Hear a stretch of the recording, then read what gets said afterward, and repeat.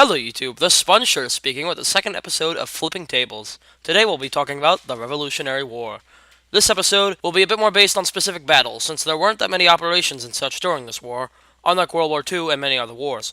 I also plan to judge how likely these kinds of scenarios would be in the war. In other words, I'll consider the probability of these scenarios actually happening. I hope you enjoy. The topics we'll discuss include the loss of Saratoga, the loss of Trenton, the loss of Yorktown, and the eventual American collapse. Washington never enlisting for the colonists, or dying, throughout the war. Benedict never betraying. The mutinies of the colonists, soldiers specifically. The American retreat of Long Island, and the proposed British plan to take the Hudson. To begin, we'll talk about the loss of Saratoga. The Battle of Saratoga was the climax of the Saratoga campaign by the British, as it marked the end of it. American soldiers were able to defeat John Burgoyne's entire army of 8,000 men, forcing him to send the men back to English territory. This battle was especially important as the Americans did not have a major victory by pure battle the entire war until Saratoga, which not only raised American morale and patriotism, but also convinced the French to assist the Americans. The French proved to be an extremely helpful ally throughout the rest of the war. Now, what would have happened? Had the Americans lost the battle at Saratoga, chaos would ensue for the Revolution. This would have been very unlikely, truthfully, as the Americans not only outnumbered the British, they also had well-made defensive structures and encampments on higher ground based off of Tadeusz Kościuszko, later considered a hero for his genius. Yet in the scenario that the British somehow overwhelmed the Americans at Saratoga, the colonists would now have nothing to fight with. With 10,000 men now eliminated from the equation, John Burgoyne would be able to take the Hudson and split New England in two. However, the greatest loss for the American fight would be the lack of an ally. Without French naval support, the British Navy would be unmatched, not even mentioning the legendary generals who trained and led the Continental Army. Without all this, it's hard to say the Revolution would have been successful. Now we'll move on to the loss of Trenton. The Battle of Trenton was a small yet pivotal point in the war, bringing hopes to the Revolution. American soldiers, led by George Washington, were able to surprise attack the British stationed in Trenton on Christmas, leading to their eventual surrender. Hardly any bullets were fired, yet throughout the year of 1776, no major territorial gains were made until this battle. However, there were many things the Americans got lucky with that led to this victory. Now, what would have happened? Had the Battle of Trenton failed, hope for the Revolution would fade and die. The war was seeming futile for the Americans throughout 1776, as the Americans had loss after loss. With a complete advantage and still losing, absolutely all faith would be lost in Washington. His position was already being threatened by Aurelio Gates, and this kind of loss would have ended him. Gates would not possess enough leadership skills to restore morale in the troops and people after the loss, and most likely the revolution would be abandoned. This kind of scenario is completely possible, as you must consider the fact that a British guard had spotted them and went to tell the captain. However, the captain was playing cards with another man and told the guard to write down the information of what he saw on a letter, and that he'd read it later. The captain never read it. So, had that captain made a better decision, the revolution could have easily failed. Now, let's talk about the loss of Yorktown. The Battle of Yorktown was possibly the greatest battle of the war. The American-French forces' cooperation led to an ultimate victory.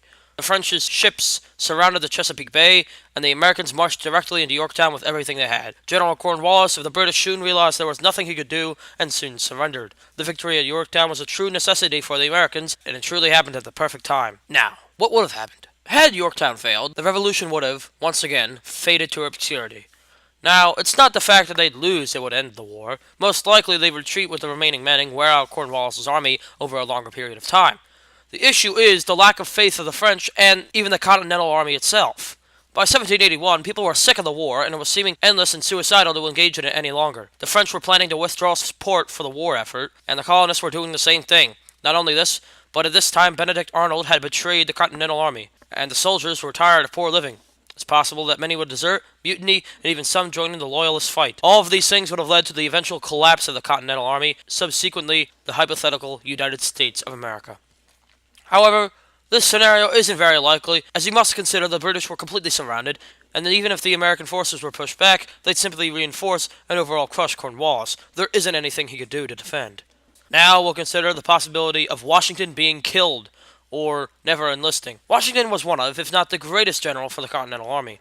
He was always on the battlefield, leading his men to battle, and creating genius plans to use. However, he was not everything in the Revolution. Other generals, including Benedict Arnold, Henry Knox, Nathanael Greene, Marquis de Lafayette, and many others, were crucial to the colonists' success. Now, what would have happened? Washington was in fact very close to death, as it's been revealed that a soldier had him right in his sight, yet didn't fire due to his honor code. not even considering the fact that he served in the French and Indian War, otherwise known as the 7 Years' War. With Washington dead, it can be believed that he put one of the most trusted generals to lead in his will, or the greatest general would be eventually elected by the Continental Congress. This can branch out to a lot of scenarios, so to best benefit America, we'll put Nathaniel Greene in charge. With a great general such as Nathaniel Greene in charge, the revolution would most likely continue as we would have seen. Washington was a great strategic mind, yet it's widely known he wasn't a genius. In fact, some would consider him to be barely above average intellect. However, he had the traits of a brilliant leader, and America had it best when he was in charge. Overall, had Washington died, the revolution would most likely recover, assuming they don't put in Benedict Arnold. However, Washington would be remembered for his battlefront genius. With that aside, let's discuss Benedict never betraying. Benedict was a brilliant general who initially served for the Continental Army, yet soon betrayed the Americans to serve the British. He did this because he felt he was underappreciated, and to be honest, he surely was.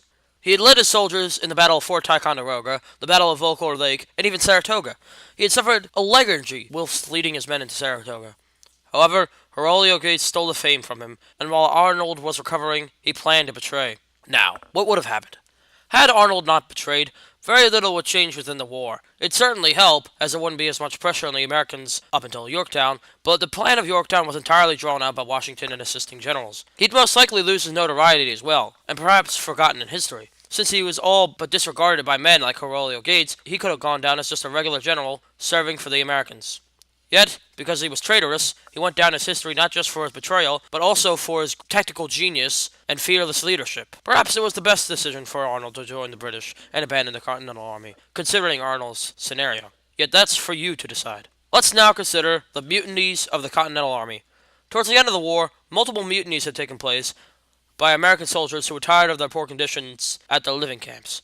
One had as many as 2,000 men on the Pennsylvania line. However, all mutinies were eventually put down. These mutinies did not have a large amount of potential to cause the end of the war in themselves. What would actually end the war would be the British taking advantage of the chaos that would ensue. Now, what would have happened? Had the mutinies succeeded or been large enough to be managed by a large portion of the army, the British could have easily gained major territory from the Americans, specifically at the Pennsylvania line. Had the mutiny succeeded and the soldiers either negotiated or ran, the British would have marched right through the line with little hesitation. Many mutinies had come close to overthrowing their commanding officers loyal to the Continental Army and receiving what they were fighting for, usually better living conditions. So again, this scenario could have definitely happened.